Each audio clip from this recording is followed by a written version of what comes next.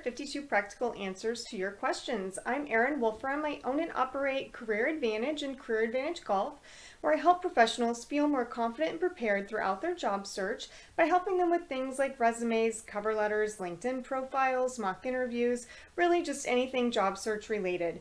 But each week on this podcast, I answer one question from the public.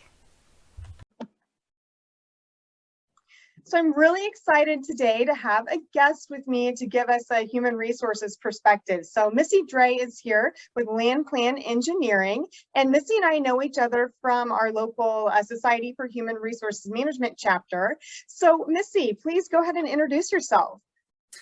Yes, well, thank you, Erin, for having me here. This is, I think, going to be a really fun opportunity. My human resource experience mostly comes from the last 3.5 years that I've been working for Landplan.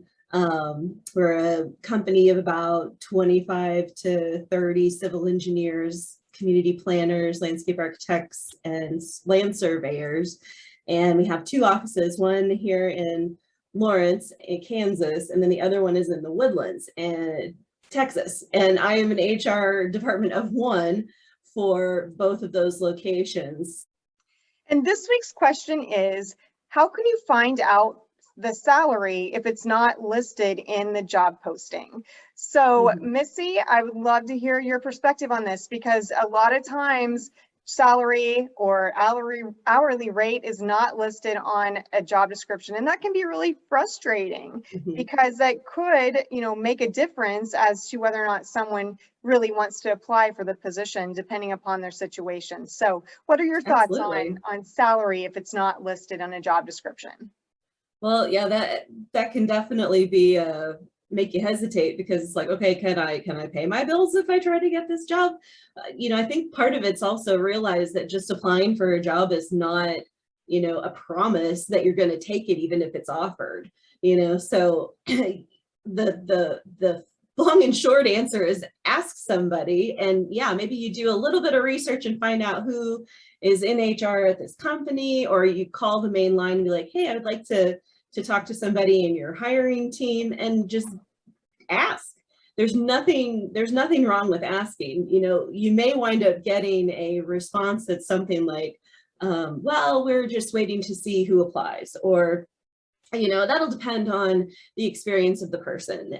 And I kind of have to raise my eyebrow to that, just because, when we make a job post, we know what we're looking for. I've done research, we are in SHRM together. And as a national member of SHRM, one of the cool tools that you have access to is actually it shows you, and it bases it off of like the national data from, I can't remember what website, that they take all kinds of salaries from all across the country, and it'll show you based on the place that you're looking, the type of job, what the range is from the lowest 10% up to the top 10% that particular job is paying in that area. So I can look it up and find the national average, I can find the Kansas average, and then I can usually even find the Lawrence average, and I will see on like a graph like where this salary usually is going.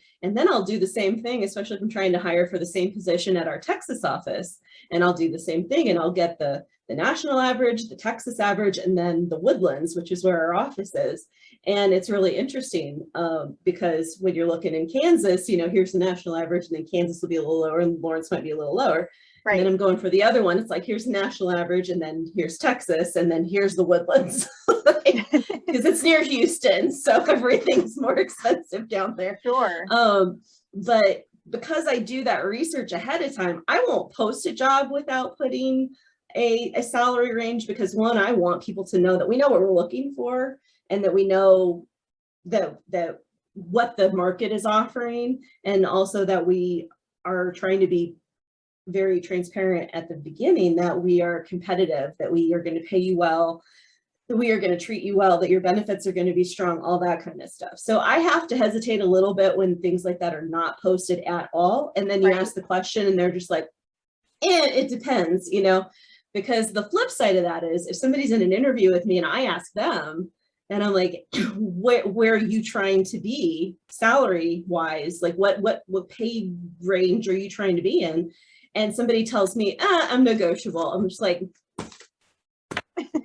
where am I supposed to start with that? That doesn't mean anything to me. Right. Like, and especially if I put a range in the job posting, it's like, okay, we're trying to be here. And then I ask you that question, like, where in there do you think you fit?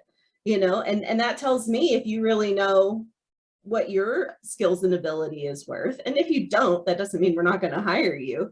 But it tells me if you've looked at that kind of thing at all, or if you're just hoping that we're going to, pay you $1 million a year to chase butterflies. Like, what is the actual, Right. what are we actually trying to do here? Right. So yeah, ask the question, call, get a hold of somebody and ask. And if they have no idea, then, I mean, I wouldn't say rule it out because of that, but realize, just because you choose to apply and then maybe even interview, you're not swearing that you're going to take the job if they offer it to you. And then they're like, oh no, we want you to work 90 hours a week for 25 grand. Be like, no. Right. Right. And I think, two things that you said that I think are really important is whether the salary is listed or not, it's important for the candidate to do their own research to find Sure. out if that is a competitive salary or not. Mm-hmm.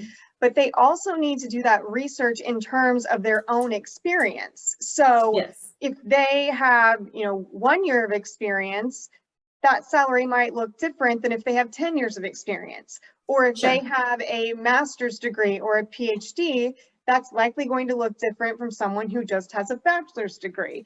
And so really looking at the job description and the requirements and seeing where their skills, qualifications, abilities, strengths kind of fall within that job description and how it compares to either the salary range that's listed on the job description or the salary range that they found through their research. And, like you said, there's a really great tool for you as an HR manager to utilize through SHRM.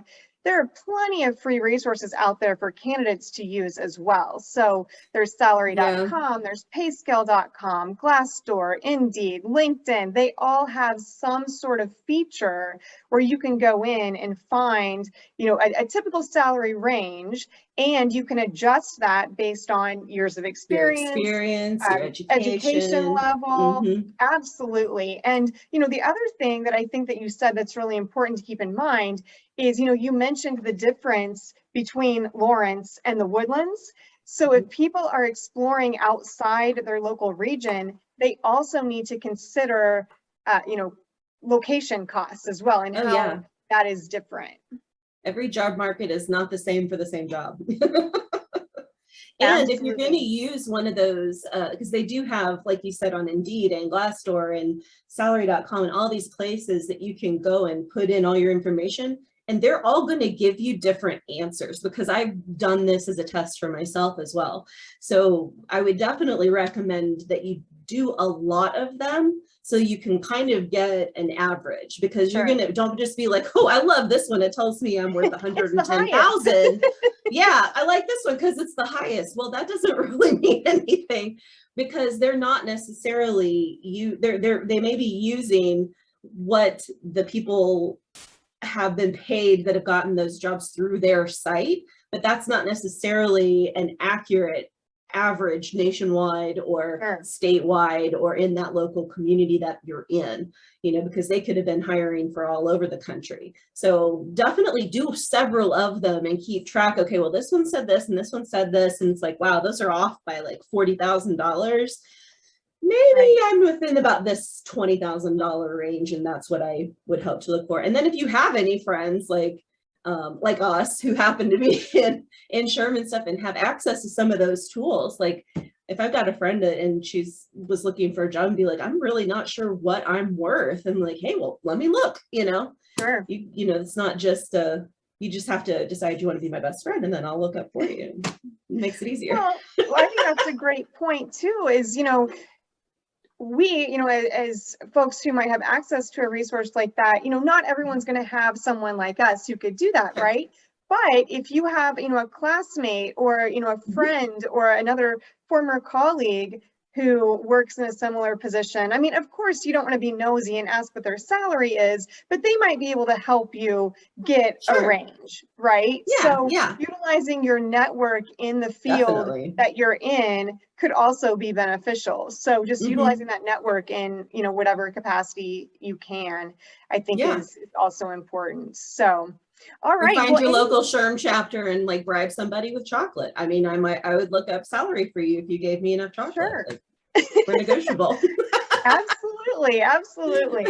Well, any kind of final thoughts then on salary, just trying to figure that out if it's not listed. I think that I like what you said about utilizing your network, and most people have at least a few friends that are in the same industry as them. And if they're people that you're comfortable just saying, like, if you don't mind telling me, like, give me a $10,000 range of what your last couple of jobs have been like, Right. And just test it out with people and kind of take notes on every place that you can get that information. And you'll notice that there is a giant, it's big spread, but it will start at least helping you narrow down a little bit so that when you're asked the question, hopefully you're asking the question and they've got at least some kind of an answer. Otherwise, I'd be like, I don't know about that. Maybe they don't know what they're looking for. Right. But when you're asked the question, even if you're not dead on with what they want, you have something reasonable that you're like, I really think that I'm in the, the 60 to 70,000 range based on my experience. And, there's nothing wrong with negotiation. Absolutely. And, the final thing that I want to mention also that does impact salary range is the type of organization. So for example, if it's a Definitely. nonprofit, that salary, Yes. could certainly be lower than something that's more, like in a corporate company. So thinking Yes. about that also, in addition to those other things that we talked about as far as, experience and education, is to just also think about the type Sure. of organization, because that could make a difference as well. And the So size. absolutely, absolutely, yes. So lots of things to consider, but do your research as an applicant, and that's going to be beneficial no matter whether the salary is present on the job description or not. And like you said, hopefully that will give you the opportunity to negotiate if an offer is made down the road. So, well, thank you so much, Missy, for your perspective today. I really appreciate it. And yeah, thanks a lot. If you have any job search or career development related questions, you can always reach out to me. You can find my contact information on my websites, which are careeradvantageresumes.com and careeradvantagegolf.com. You can also find me on social media. I'm at Career Advantage Resumes on Facebook, LinkedIn, and Instagram, and at Advantage Career on Twitter. Thank you so much for joining, and have a great